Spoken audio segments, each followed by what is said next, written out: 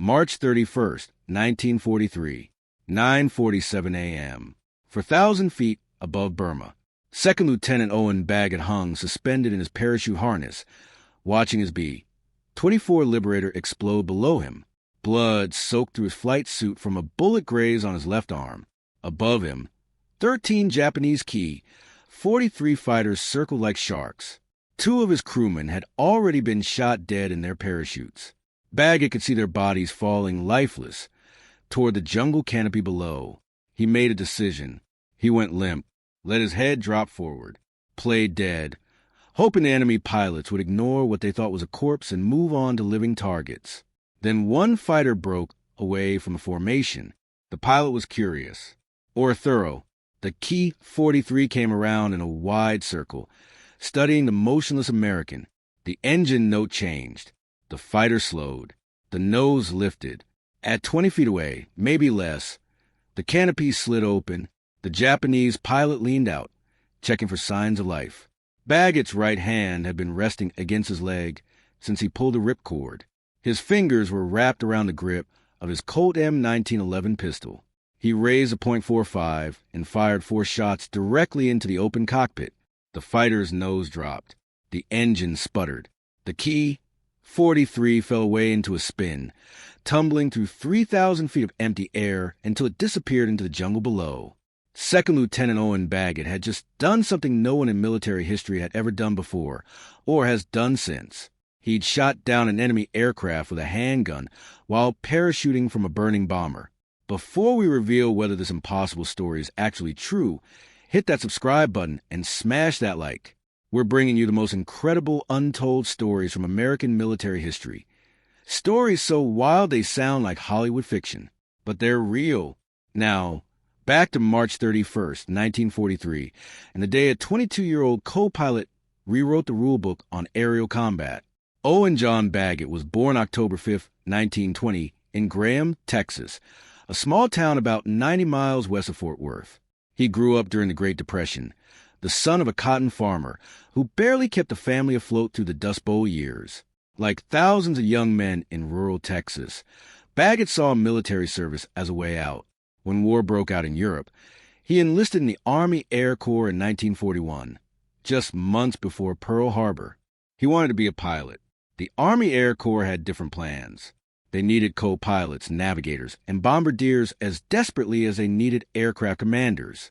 Baggett's aptitude scores qualified him for pilot training, but the needs of the service came first. He was assigned to multi-engine training as a co-pilot. By early 1942, fresh out of training at 21 years old, Second Lieutenant Baggett was assigned to the 7th Bombardment Group, 9th Squadron, flying B-24 Liberators. The B-24 was a workhorse of American strategic bombing, longer range than the B-17, capable of carrying heavier bomb loads, but also more difficult to fly and less forgiving of pilot error. In October 1942, the 7 Bomb Group deployed to India. Their mission: support the British and Chinese forces fighting Japan in the Burma theater. The Burma campaign is one of World War II's forgotten wars. While the public focused on Europe and the Pacific island hopping, tens of thousands of Allied troops were fighting and dying in some of the worst conditions imaginable.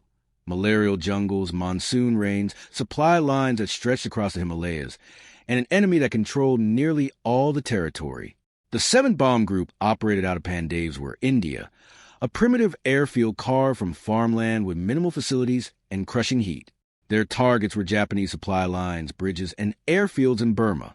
Every mission meant flying over enemy-held territory with minimal fighter escort, facing experienced Japanese pilots flying nimble Ki-43 Oscar fighters. By March 1943, Baggett had flown 8 combat missions. He'd watched bombers in his formation get shot down. He'd seen fighters tear through bomber boxes with impunity. He understood the odds. On the morning of March 31st, 1943, the mission briefing laid out the target: a railroad bridge at Pyinmana, central Burma. The bridge carried Japanese supplies and reinforcements south toward the front lines. Destroying would disrupt enemy logistics for weeks. 12 B-24 Liberators would make the strike. No fighter escort. American P-40s didn't have the range to cover the target and return.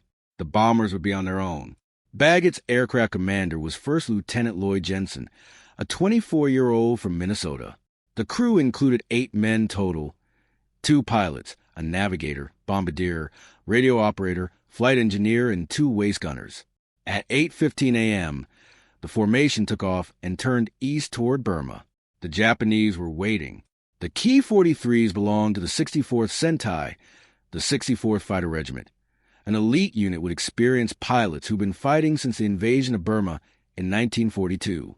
They'd learned to time their attacks perfectly, hit the American bombers on the approach before they could drop their ordnance, then pursue stragglers on the return flight. 13 Ki-43s climbed through 4,000 feet, just as the B-24 formation reached the initial point for the bomb run. The Japanese tactic was simple and brutal. Swarm one bomber with multiple fighters, overwhelm its defensive fire, kill the aircraft quickly, then move to the next target. Concentration of force against isolated victims. They chose Jensen's bomber. At 9:42 a.m., the first Ki-43 made a head-on pass. Its 12.7 millimeters machine guns raked the B-24's nose and cockpit. The plexiglass shattered. Instrument panels exploded. The right engine caught fire. 2 more fighters attacked from the rear quarter, their guns stitching holes through the fuselage. Fuel tanks ruptured. Fire spread through the wing. Jensen fought the controls, trying to maintain formation, but the bomber was dying. Oxygen bottles shattered, feeding the flames. The intercom went dead. Baggett couldn't communicate with the crew by voice. 19-year-old Sergeant Samuel Crosstick, the flight engineer, grabbed 2 fire extinguishers and fought the blaze while standing on a catwalk over the open bomb bay. The heat was so intense it melted his gloves. The extinguishers weren't enough. The fire was winning. Jensen made the call. He looked at Baggett and gave the hand signal. Bail out. Get out now. The crew began abandoning the aircraft. Baggett saw 4 parachutes blossom below him before the B-24's wing folded and the bomber exploded in a massive fireball. Standard procedure after bailing out was simple. Pull the ripcord, steer away from the burning aircraft, prepare for landing. Once on the ground, evade capture and make for Allied lines. But March 31st, 1943, would not be a standard day. Baggett counted men in the silk canopies below. Then he heard the sound every parachuting airman dreaded, the high-pitched whine of fighters diving. The Ki-43s came around for another pass. Not at the bombers, at the men, hanging helpless under their parachutes. American intelligence had documented this practice. Japanese pilots sometimes strafed parachuting airmen to prevent their rescue and return combat. It wasn't universal. Many Japanese pilots refused to do it, but it happened often enough that every bomber crew knew the risk. The first Ki-43 opened fire on a parachute 200 yards below Baggett. The American crewman jerked in his harness as bullets tore through him. His body went limp. The parachute continued descending, carrying a corpse. A second fighter attacked another parachute. Same result. 2 of Baggett's crew were dead before they could reach the ground. Then a Ki-43 dove toward Baggett. Tracer streaked past his left side. He felt the impact, a burning sensation in his left arm as a bullet grazed a muscle. Blood began soaking through his flight suit. Baggett made a split-second decision that would save his life. He went completely limp, let his head drop forward onto his chest, let his arms dangle, let his body sway passively in the harness. He played dead. The wind spun him slowly. He kept his eyes barely open, just slits, watching through his lashes as the Ki-43s continued their attack on the other parachutes.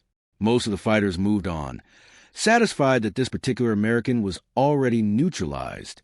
But one pilot wasn't convinced. The Ki-43 broke away from the formation and came around in a wide circle. The pilot was studying Baggett's motionless form, trying to determine if this parachutist was truly dead or faking. The fighter's nose lifted. The airspeed dropped. The aircraft was slowing to near-stall speed to get a closer look. Then the canopy slid open. The Japanese pilot, young, probably in his early 20s, leaned out slightly, looking directly at Baggett's suspended body, checking for signs of life. making absolutely sure this American was dead before moving on to the next target. The distance between them was 20 feet, maybe less. Baggett's right hand had been resting against his leg the entire descent. His fingers were wrapped around the grip of his Colt M1911 pistol, standard issue for Army Air Force officers. The M1911 was John Browning's masterpiece. Adopted by the U.S. military in 1911, it fired a .45 caliber round with devastating stopping power. 7 rounds in the magazine, 1 in the chamber. Simple, reliable, effective. Every pilot carried one as part of their survival kit. It was meant for ground defense, shooting at animals, signaling for rescue, defending against enemy patrols after landing. No one had ever considered using it in aerial combat. Baggett raised the pistol and aimed at the open cockpit. The Japanese pilot saw the movement. His eyes went wide. Baggett pulled the trigger. 4 shots. 4 pulls in less than 2 seconds. Crack, crack, crack, crack. The reports echoed across the sky. The Key 43's nose dropped immediately. The engine note changed, sputtered, coughed. The fighter rolled left, then right, completely out of control. The pilot made no attempt to recover. The canopy remained open. The aircraft entered a flat spin. Baggett watched as the Key 43 tumbled through 3,000 feet of empty air, spinning like a leaf, until it disappeared below the jungle canopy. He was still falling, still bleeding from the graze wound on his arm, still hanging in his parachute with 3 rounds left in the pistol. The other Key 43s had stopped attacking. They climbed away to the northwest, back toward their base. Whether they'd seen what happened or simply expended their ammunition, Baggett couldn't tell. He focused on preparing for landing. At 9:47 a.m., Baggett hit the ground in a rice paddy 3 miles northeast of Pyinmana. The impact drove him to his knees in 18 inches of water and mud. He struggled free of his parachute harness, checked his pistol, 3 rounds remaining, and looked for other survivors. 2 more parachutes had landed half a mile away. Jensen and Sergeant Crostic, 3 men out of an 8-man crew, 5 dead. Before Baggett could move toward the tree-line, he heard voices. Burmese, not Japanese. Local militia working with the Japanese occupation forces emerged from the jungle carrying British Lee-Enfield rifles, probably captured when Singapore fell in 1942. Baggett raised his hands. The pistol was still in his right hand. One of the Burmese pointed at it. Baggett dropped the weapon into the mud. They bound his wrist with rope and marched him east. Jensen joined the column 10 minutes later. Then Crostic, 3 Americans, hands tied, being led toward Japanese lines. The Burmese turned them over to Japanese Army personnel at a garrison post outside Pyinmana.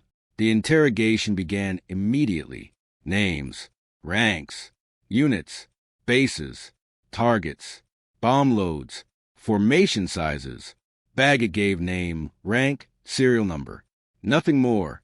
The interrogator struck him across the face. Asked again. Baggett repeated the same 3 pieces of information. They separated the prisoners. Baggett was locked in a bamboo cage barely large enough to sit upright. No food, no water.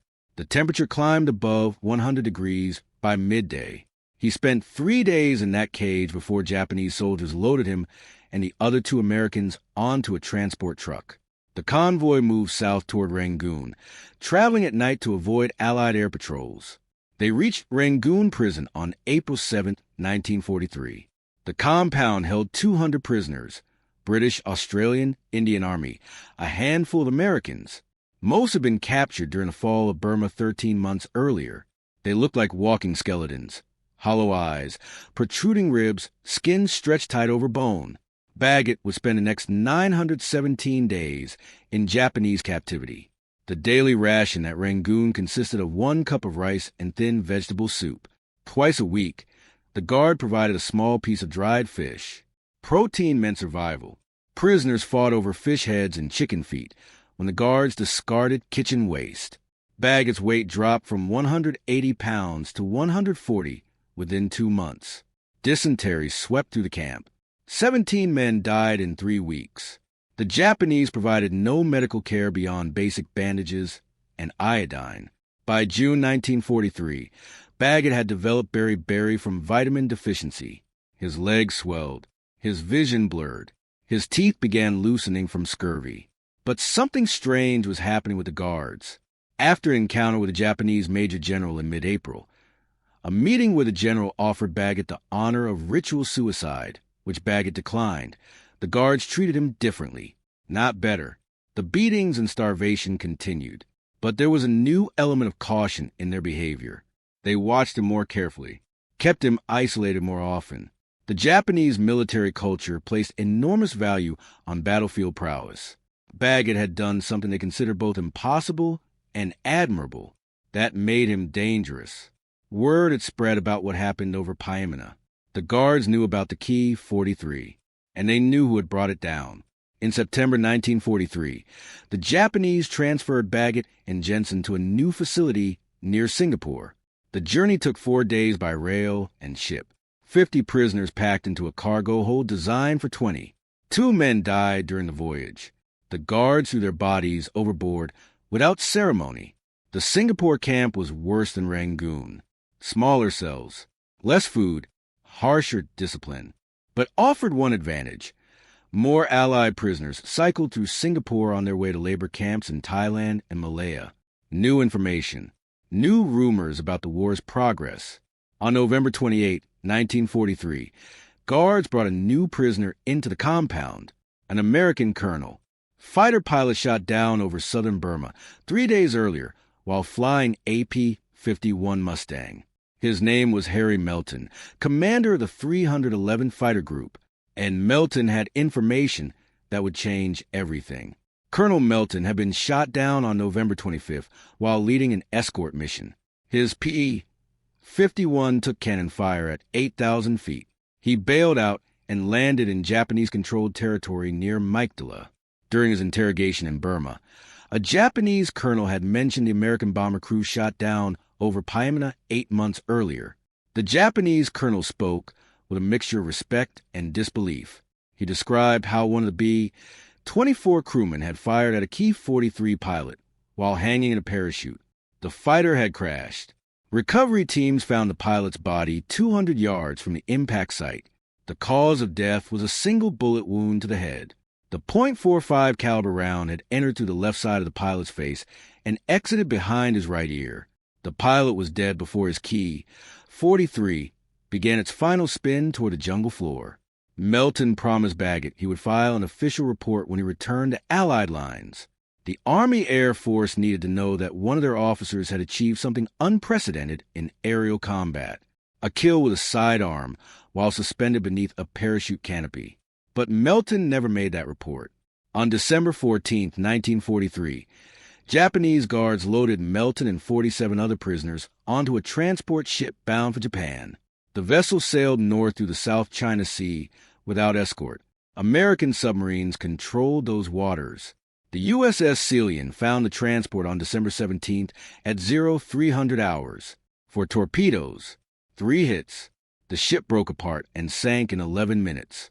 Survivors climbed into lifeboats and spent 2 days adrift before a Japanese destroyer discovered them. The destroyer crew machine-gunned the lifeboats. They killed everyone except one British officer, who survived by hiding under corpses. Colonel Harry Melton died in the South China Sea. The only man who could corroborate Baggett's story, who'd heard it directly from Japanese sources, was gone. Baggett remained at Singapore through 1944. His weight dropped to 110 pounds by March. His ribs showed through his skin. His teeth loosened from scurvy. American B-29 superfortresses began hitting targets around Singapore in November 1944. Baggett watched from his cell as searchlights stabbed the darkness and anti-aircraft fire lit the sky. The bombs fell close enough to feel the concussions, close enough to hope. By January 1945, Baggett's weight had bottomed out at 90 pounds. He could barely walk without assistance. The beriberi had progressed to the point where his legs wouldn't support his weight. Other prisoners shared what little extra food they could spare. An Australian sergeant gave Baggett half a lime stolen from a guard's lunch. The vitamin C probably saved his life. On August 6, 1945, a single B-29 dropped an atomic bomb on Hiroshima. 3 days later, another destroyed Nagasaki. Japan surrendered on August 15th. The guards walked away from the camp. They left the gates open and disappeared into Singapore. The prisoners stayed put, unsure if the surrender was real or a trick. On September 21st, 1945, 8 men parachuted into the prison compound at dawn. American Office of Strategic Services operatives sent to locate and evacuate Allied prisoners. After 917 days in Japanese captivity, Owen Baggett was finally going home, but he carried a story that almost nobody would believe. Army Air Force intelligence officers debriefed Baggett in November 1945 at a hospital in Karachi. When he mentioned the key 43 over Pyinmana, they paused. They asked him to repeat the story. Then they asked for clarification on specific details. How far away was the fighter when he fired? What was the aircraft's attitude? How many rounds did he expend? Could he confirm the crash? The questions came rapid fire. Baggett answered as precisely as he could. The officers were skeptical, not hostile, just professionally doubtful. They needed corroboration, witnesses, physical evidence. Baggett had none of that. Jensen had been too far away to see the incident. Krostic was already on the ground. The other crewmen were dead. Melton was dead. The Japanese colonel's account existed only in Melton's memory, now lost in the South China Sea. No gun camera photos. No wreckage recovery. No way to verify through official channels. The intelligence officers filed his report without recommendation. They documented what Baggett claimed but made no judgment about its accuracy. The paperwork went into a folder with thousands of other debriefing reports and collected dust. Baggett returned to the United States in February 1946. He chose to stay in the military. The Army Air Force became the United States Air Force in September 1947. Baggett transferred seamlessly. He flew transport missions during the Berlin airlift, served in Japan during the Korean War, earned promotions based on competence and steady performance. Nobody asked him about Pyinmana. The war was over. Everyone wanted to move forward. By 1953, Baggett held the rank of major. The story surfaced occasionally over the years. A fellow officer would hear about his prisoner of war experience and ask about his shoot-down. Baggett would provide a brief account. Sometimes the officer would press for details about the parachute incident. Most listeners reacted with polite skepticism. The story was too extraordinary, too Hollywood. Baggett didn't push back. He had no proof. No witnesses who survived the war. No official documentation. He'd done what he believed he'd done. The key 43 had fallen. Whether his shots actually killed the pilot or the plane crashed for some other reason, he couldn't say with absolute certainty. 30 years of distance from the event had introduced doubt even in his own mind. He was promoted to lieutenant colonel in 1961, colonel in 1968. He retired from the Air Force in 1973 at age 53 after 29 years of service. He settled in San Antonio, Texas, and took a job as a defense contractor manager. His wife knew about Pyinmana. His close friends knew, but Baggett rarely discussed it publicly. Then, in July 1996, Air Force magazine published an article titled Valor, David and Goliath. The piece examined Baggett's March 31st, 1943 mission in detail. The author had researched Japanese records, interviewed surviving 7 bomb group personnel, and analyzed the tactical situation over Pyinmana. The article's conclusion: despite the lack of direct evidence, Baggett's account was credible based on multiple corroborating factors. No Allied fighters were operating in that area on March 31st. The Key 43's low stall speed made a close approach possible. A .45 caliber round could kill a pilot at 20 feet. The altitude gave the fighter no room to recover from an unintentional stall. Harry Melton's report about the Japanese colonel's statement, though secondhand, came from a credible source. The magazine's assessment was clear. There appeared to be no reasonable doubt that Baggett had accomplished exactly what he claimed. The article brought renewed attention. Military history enthusiasts contacted Baggett. Television producers wanted interviews. Aviation magazines requested follow-up stories. At 76 years old, Baggett found himself explaining Pyinmana to a new generation. He answered their questions. But he remained modest about what he'd done. 4 shots, 1 falling aircraft, 53 years of wondering if it had really happened the way he remembered. Owen John Baggett died on July 27, 2006, at his home in New Braunfels, Texas. He was 85 years old. His obituary mentioned his Air Force career, his prisoner of war experience, and his work with children after retirement. It also noted that he was believed to be the only person in military history to shoot down an enemy aircraft with a handgun while parachuting from a damaged bomber. The truth about March 31st, 1943, will never be known with absolute certainty. Japanese records don't show a key 43 lost that day in that location, but Japanese records from Burma were incomplete and often inaccurate. Recovery teams may never have reported the crash. The pilot's family may never have been told the circumstances.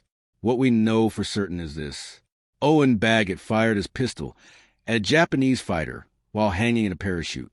He saw that fighter fall from the sky and disappear into the jungle. A Japanese colonel told another American pal that they recovered a pilot's body with a .45 caliber bullet wound to the head. Whether those facts connect in the way Baggett believed, or whether some other explanation accounts for what happened, we'll never know for sure. But here's what matters. Owen Baggett survived 917 days in Japanese prison camps. He returned home when thousands of his fellow POWs didn't. He served his country for 29 years. He lived a quiet, honorable life. And on March 31st, 1943, hanging wounded in a parachute harness while enemy fighters killed his friends, he did something that required more courage than most of us will ever understand. He fought back. If this story of impossible courage moved you, smash that like button right now. Every like helps YouTube show these forgotten stories to more people who need to hear them. Subscribe to the American Archive and turn on notifications. We're rescuing untold chapters of American military history every single week. Real stories, real heroes, real sacrifice. Drop a comment and tell us where you're watching from. Have you heard stories from family members who served in the Burma campaign? Do you believe Baggett's account? Let us know. Thanks for spending this time learning about Lieutenant Colonel Owen Baggett. His courage, his humility, and his refusal to embellish what he'd experienced represent the best qualities of the generation that fought World War II. These stories deserve to be remembered. These men deserve to be honored.